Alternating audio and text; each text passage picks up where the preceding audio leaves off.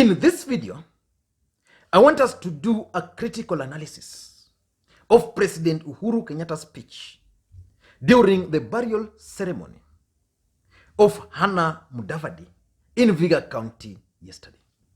That speech by the president is going to change the politics of this country completely. And for those who followed the event, it was very clear from the onset that politics was going to take center stage. And I observed three things. The first thing which I observed was that William Samoei Ruto was missing. And of course, in politics, nothing happens out of mere coincidence. Why was William Samoei Ruto missing in action? I have two reasons. Number one, probably William Ruto had been informed by the intelligence that President Uhuru Kenyatta was going to be hard on him and his TANGATANGA brigades. And number two, probably the second reason why he did not attend this event was probably because he had just formed a new political party. So it was going to be an awkward moment for him to stand and invite the president as the Jubilee deputy party leader, while on the other side, just the same week, yesterday, the previous day, he had unveiled a new political party. And again, it could have also been the fact that in Msambweni on 31st, and I did a comprehensive video on that Msambweni trip by the deputy president on this channel. Probably the deputy president knew so well that the president was not happy with the way he was attacked in Msambweni. And indeed, when the president started speaking, he mentioned Msambweni and attacked Isaac Mwaura, because Isaac Mwaura was one of the people who attacked the president. So the first thing I observed was the absence of William Samoei Ruto. The second thing I observed there was that politicians, especially Western Kenya politicians, were trying so hard for the president to endorse Musalia Mudavadi. And they set the stage so well, so that any speaker who came and spoke, especially the Western Kenya leaders, appealed to President Uhuru Kenyatta to endorse Musalia Mudavadi. And then the third thing I also observed was that the entire handshake team which were there were talking about the dynasty and the hustler nation. They were actually dismantling the hustler narrative. But the speech which shocked me was the speech by the president. And that's what I want us to discuss in this video.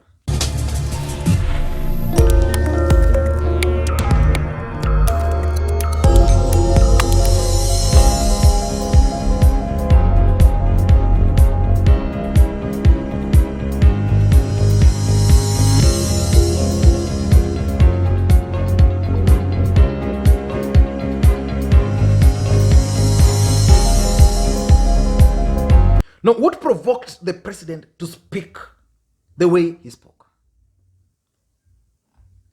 I know most people will say that it was because of the statement by the Kakamega Senator Cleophas Malala and the statement by Francis Atwoli. I don't think so. President Uhuru Kenyatta came to Vihiga with a clear message to Team TANGATANGA. But the statement by Malala and the statement by Atwoli actually just provoked the president. I want you to listen very closely to the statement by Malala and by Atwoli before we proceed. But I want to challenge my president here today. Upande wa Raila amehakikisha kwamba watu wake wote wako intact kwa nchi. Amehakikisha Musalia Mudavadi hako hapo. Amehakikisha Cleophas hako hapo. Amehakikisha Moses Masika Wetangula hako hapo. Hata amehakikisha mimi Cleophas Malala niko hapo. Lakini upande wako rais, tuko na watu wanakusumbua. Wewe, you are supposed now to take charge. You are the commander-in-chief of the armed force. Wewe chukua ndugu yako, nyorosha hao watu wako ambao wanakusumbua kule pale yako. Kama sisi tushafanya pati yetu.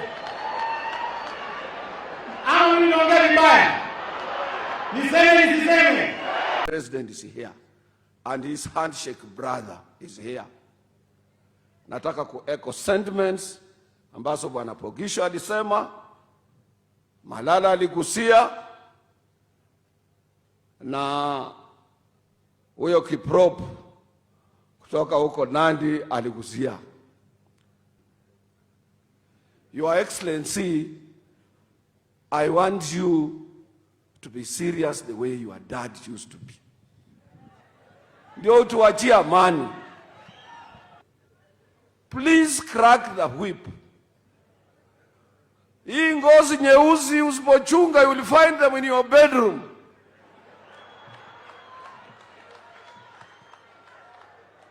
And the losers, it will be you. For the whole good work you have done,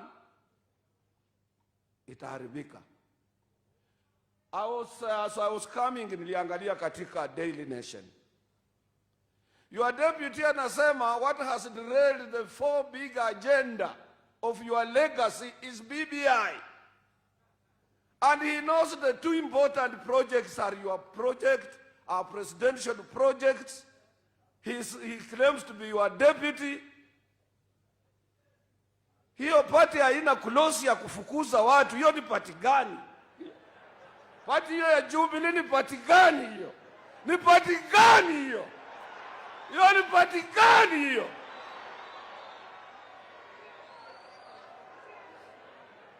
Haya, those members, they unveil a political party. Now Moses Kuria is here. Moses Kuria, when President Ruto will become the president, you will be the first prisoner. Wewe. No, those 2 statements. In fact, I was watching this event, and once Malala spoke, my friend told me that, you know, guys, Malala is the only politician who has talked what Kenyans were waiting for. The endorsement of Musalia Mudavadi, Kenyans were not waiting for that. Those were just meant to please Musalia Mudavadi. And when Atwoli again spoke, internet in this country erupted. But what message was President Uhuru Kenyatta trying to pass to Kenyans? And what can we learn from this president's speech? In my view, 4 things. Number 1, the president used the event to respond to the hustlers versus dynasty narrative. And the president has just killed that narrative. On this channel alone, I did a video, and for those who've been following me on Facebook and on Twitter, I've been very vocal on what I call the tribal dominance in this country.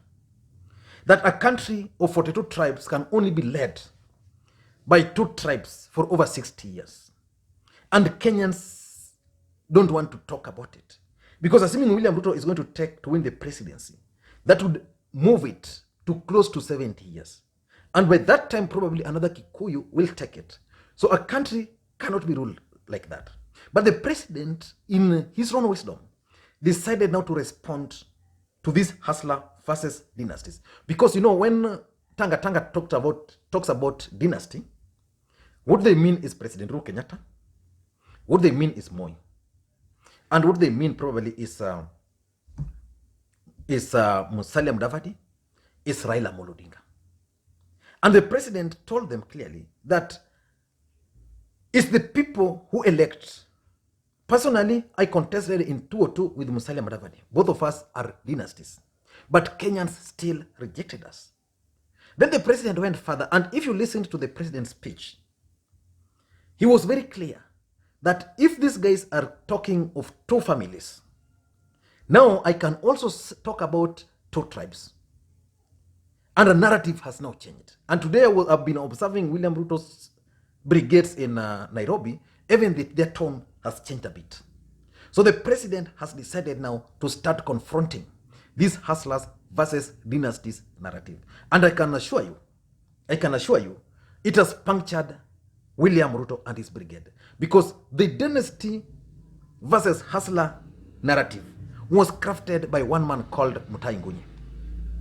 What Mutahi Ngunyi wanted to achieve by that time was the tribal dominance. So he knew that Kenyans were not going to be happy with William Ruto Kenyans were not going to be happy with another Kalenjin after President Uhuru Kenyatta. So he crafted a dynasty versus hustler narrative. So the president is killing this narrative. Listening to President Uhuru Kenyatta. Lakini kumbuka, kura sio kwa ile tumbo ambaye imekuzaa. Kura inatokana na mwananchi. Mwananchi ndio mwenye kura. Hakuna kiti ya kupatianwa ati hii ni yako, hii ni yako, hii ni yako. Kura ni ya wananchi hao. Ndugu yangu Mheshimiwa Musalia Mudavadi anajua 2002 tulitafuta viti kubwa, nyinyi wa Kenya mkasema la. Kweli ama sio kweli? Si ni kweli? Kwa hivyo mtu kusema ya kwamba ati mtu anachoka na ukichoka kwenda kwa debe upige kura. Na wengine ambao wanaongea hata kura yao na viti ambavyo wako navyo ni kwa sababu ya kura yangu. Wenyewe hawakupata hata kura moja. Ni kura yangu. Jameni, tuheshimiane. Kwa sababu nchi ambaye haina heshima na viongozi wake na wananchi wake sio nchi ambaye ni nchi ya kudumu. Na kama kwa ukweli wale ambao waliongea kama unachoka na familia hii, unachoka na familia hii, sasa ni nafasi sijui ya nani, basi kama hiyo ndiyo thinking ama logic, hata mimi naweza nisimame hapa basi niseme kuna jamii tu mbili za Kenya ambazo zimetawala, labda ni nafasi ya jamii nyingine pia kutawala. Au ni namna gani jameni? Au ni namna gani? Au ni namna gani? Au ni namna gani? Jamii za Kenya ni mingi. Sio tu kuja kutupatupa maneno huko na ujui ni nini unasema, kulete hasira na uhasima kati ya Wakenya. The second thing I'm learning or I'm reading from the president's speech is actually the president officially launched anti-Tangatanga campaign. The president was very clear. La mwisho na nimalizie. Brother Atwoli na wewe Senator Malala, musione simba amenyeshewa mufikirie ni paka. Kila kitu na wakati wake. Sisi ni wana demokrasia. We believe in democracy. Watu wapige ile wanataka kupiga, waandike ile mabarua wanataka kuandika. I am in charge of this government and I am in control of what we are doing. Unaelewana wenzangu? That ukiona simba imenyeshewa usidhani ni paka. You know, these guys have been talking bad against the president. The president has always remained silent.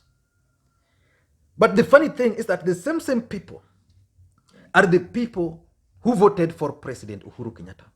I was going through Twitter today and Kipchumba Murkomen was explaining clearly that he never voted for Uhuru Kenyatta because Uhuru Kenyatta was a Kikuyu. He voted for Uhuru Kenyatta because he believed Uhuru Kenyatta was a good man. If that was the case, Uhuru Kenyatta led this country for 5 years the first time. What has changed? The only thing which has changed for Tangatanga is that for people like Kipchumba Murkomen, let me just put it bluntly, the main reason why Kalenjins voted for Uhuru Kenyatta was because Uhuru Kenyatta promised William Ruto the presidency. Basically, Uhuru was telling Kalenjins, vote for me, then I'll make another Kalenjin the president. Not that because they love Uhuru. If it's a matter of dynasties, Uhuru, by the time these guys were going for an election, Uhuru was a prince. And they even said they were giving Uhuru Kenyatta a birthday gift. So Uhuru yesterday basically launched anti-Tangatanga campaigns.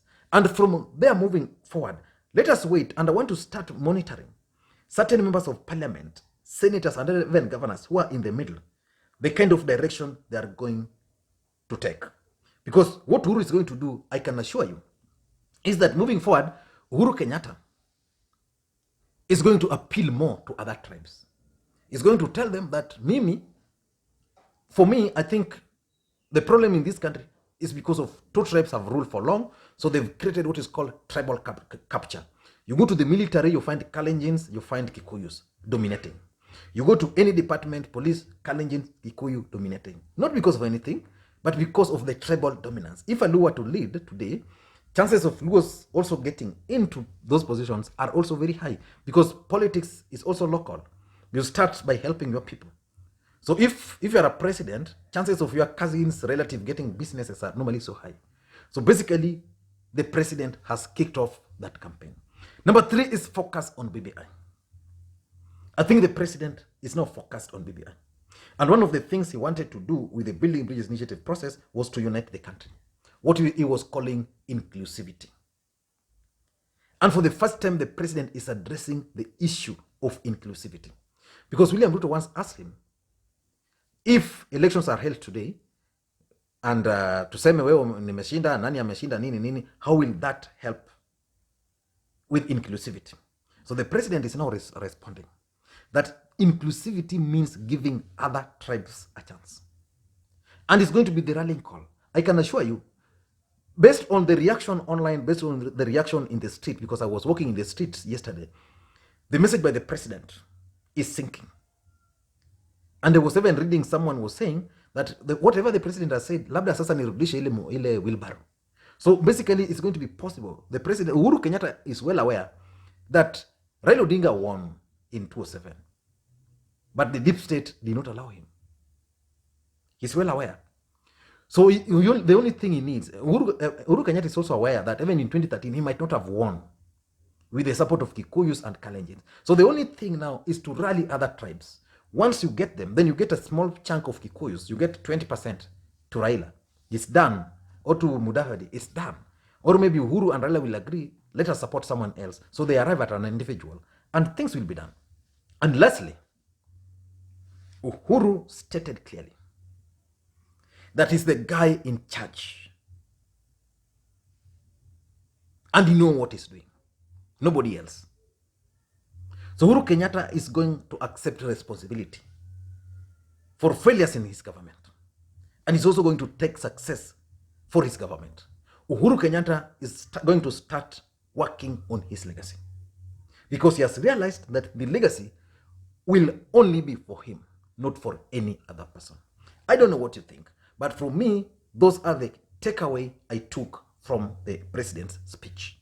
Thank you guys, and please may you have a good day.